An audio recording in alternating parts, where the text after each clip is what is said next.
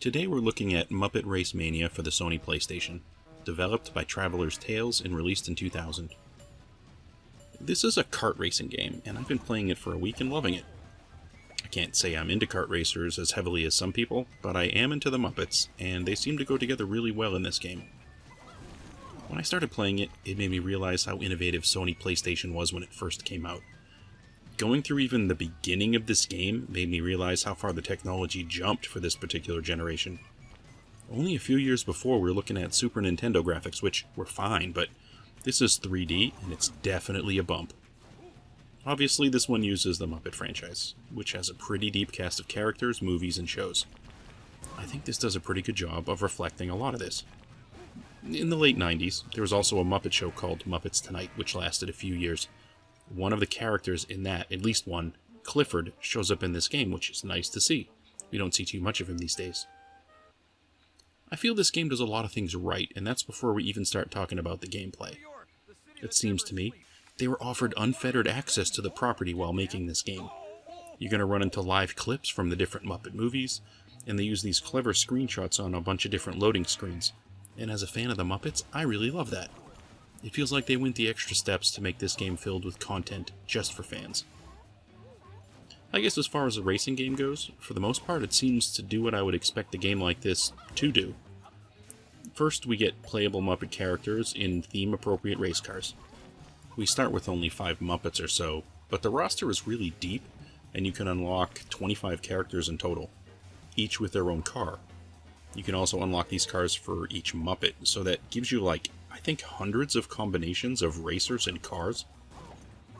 We have a total of 34 tracks in the game, but many of them you have to unlock.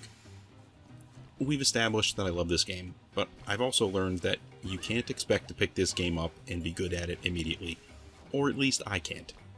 You really need to know the level you're racing if you want to do well. There are going to be sharp turns and parts of the level where you can actually get yourself stuck coming around a corner if you don't take it properly, and pressing the reverse button in any type of a race is bad, but sometimes you're stuck to the point where you actually have to do that. There are also plenty of shortcuts, which you're probably going to learn after racing a level multiple times. Every time I'm new to a level, I'm pretty sure I lost outright. But after a few tries, you start to go up in the rankings. The computer-controlled cars are also not afraid of using shortcuts, and there are plenty of times when I've gone from 1st to 4th because a cluster of racers decided to take a shortcut at the same time. So you're going to need to be aware of what's going on the level.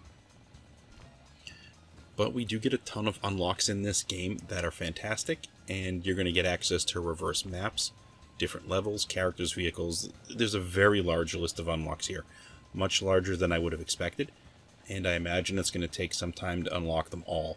I'm still working at it for sure. The one thing that is a bit of a bummer though, it doesn't seem to load your memory card information automatically. So if you pop the game in, it resets everything, and you've basically got nothing unlocked. So you need to manually go in and load your save data. It's minor, but it's there.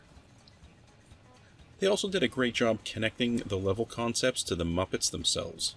We got levels for the Muppet Movie, The Great Muppet Caper, Muppets Take Manhattan, The Muppet Christmas Carol, Treasure Island, and Muppets from Space.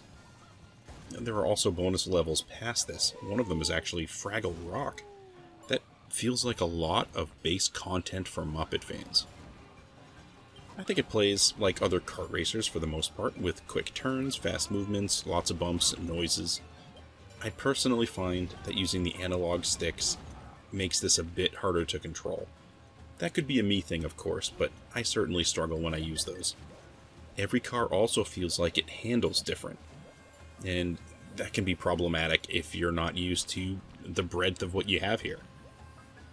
Each level is going to give you a bunch of things that you can pick up along the way. You're going to see stars, tokens, and food. These are used to unlock the various items in the game, or charge your offensive weapon. You also get something called the special move, which I've been a target of, but have yet to figure out. The other racers love to use these on me, and they stop you dead in your tracks, and it really stinks to get tagged 2 turns from the end of a stage. We also get different race types. You can play 1 or 2 player, of course, but you can race in a tournament, which I guess that's the main type of race. But you also get adventure, battle, and stunt races. Adventure races are just you alone in a course, and you get to race around trying to capture all the stars or the food or the special tokens on that level. If you can fulfill any one of those during the race, it will immediately end the race, and then you've unlocked something. And of course you're going to want to go save your game. I think this type of race is good at helping you learn how the level runs, and it's probably going to help you a lot in the tournament race because you're going to know how the level is laid out. Battle modes are basically an arena mode where you're trying to crash into your opponents, or jump on them, or shoot them with any offensive weapons you might collect during that level, which are usually bombs or chickens. Launching chickens at other racers, it's amusing enough, but I do find the battle modes to be really chaotic.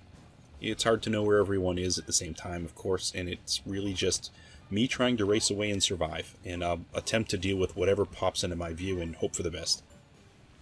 Stunt races are something that I actually found surprising, because it changes the gameplay pretty significantly. The goal is suddenly to just get to the end of the stage, and the camera angle has changed. It's now fixed, and we're dealing with tank controls. This is you trying to weave your way through a specific set of obstacles just to get to the end. For the most part, you're not racing at all here. You're just trying to stay on the path and get to the end. It's not an easy feat. But the racing is amusing. My kart racer experience mostly has been focused on maybe South Park Rally, which I really appreciate. And this one, it's different enough, it feels unique, and I appreciate the number of unlocks available, all the different characters and what have you. Just having such a huge list of unlocks is great for replay value. The fact that I'm a fan of the Muppets, yeah, that sells that to me pretty much right away, so here we are. And that's all I have for Muppet RaceMania today. Thanks for stopping by to give this a look and spending a few minutes. Hope to catch you on another video.